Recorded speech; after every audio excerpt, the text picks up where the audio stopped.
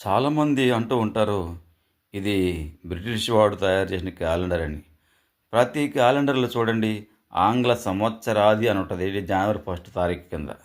పండుగలు రాసినప్పుడు జనవరి 1 కింద అక్కడ ఏమని రాస్తారంటే ఆంగ్ల సంవత్సరాది. అసలు ఇది చాలామంది ఇంకేం చెప్తారు, ఇది ఆంగ్ల క్యాలెండర్ అంటారు. ఇది చాలా తప్పు. వారికి తెలీదనమాట. క్యాలెండర్ నిర్మాణంలో బ్రిటిష్ వాడికి దమ్మడి పాత్ర లేదు, గుర్తుపెట్టుకోవాలి. భారతీయులకే పాత్ర ఉంది కానీ బ్రిటిష్ వాడికి అసలు లేదు. అయితే ఇప్పుడు మనం వాడుతున్నటువంటి క్యాలెండర్ బ్రిటిష్ వాడిది కాదు, మరి ఎవరిది కాదు. పక్కా పర్ఫెక్ట్గా అంటే పక్కా పర్ఫెక్ట్లీ మనం వాడుతున్న క్యాలెండర్ ఈజిప్షియన్ క్యాలెండర్.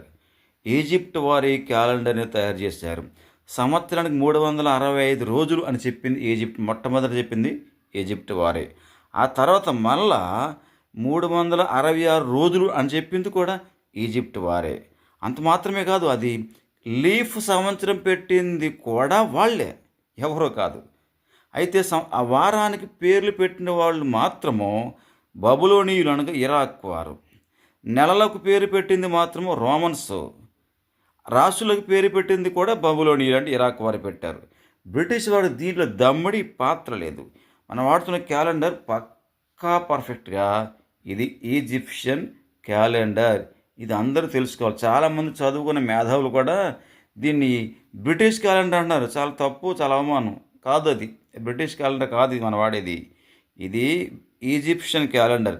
జస్ట్ అంటే మనం వాడుతున్న క్యాలెండర్ ఏంటిది గ్రెగోరియన్ క్యాలెండర్. అంటే ఇదేం 1560 నుంచి వచ్చింది. అంటే ఇది జస్ట్ దాన్నే కొద్దిగా మార్పు చేశారు తప్ప ఏం పెద్దగా దీన్ని ఏం చేయలేదు. దాన్ని సవరించారు అంతవరకే. కానీ క్యాలెండర్ పునాది మాత్రం ఈజిప్ట్ వారిదే. ఈ ఘనత వారికే దక్కుతుంది. బ్రిటిష్ వాడికి దమ్మిడి పాత్ర లేదు, గుర్తుపెట్టుకోండి. Thank you.